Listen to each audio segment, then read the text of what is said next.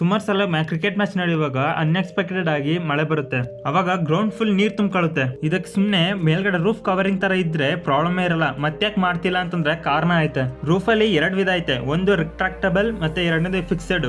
ರಿಟ್ರಾಕ್ಟಬಲ್ roof ತುಂಬಾ easy ಆಗಿರುತ್ತೆ, ಬೇಕಾದಾಗ ಓಪನ್ ಮಾಡ್ಕೊಂಡು ಬೇಡದಾಗ ಕ್ಲೋಸ್ ಮಾಡ್ಕೋಬಹುದು. ಇದು ಆಸ್ಟ್ರೇಲಿಯಾದ ಡಾಕ್ಲ್ಯಾಂಡ್ ಸ್ಟೇಡಿಯಂ ಅಲ್ಲಿ ಮಾತ್ರ ಇರೋದು. 2005ರಲ್ಲಿ ಆಸ್ಟ್ರೇಲಿಯಾಗೂ ಮತ್ತೆ ICC ವರ್ಲ್ಡ್ 11ಗೂ ಮ್ಯಾಚ್ ನಡೆಯುತ್ತೆ. ಮೈಕಲ್ ಒಂದು ಬಾಲ್ ಮೇಲೆ ಸಿಕ್ಸ್ ಹೊಡೆದಾಗ ರೂಫ್ ಗೆ ಹೊಡೆದು ಬಾಲ್ ಕೆಳಗಡೆ ಬೀಳುತ್ತೆ.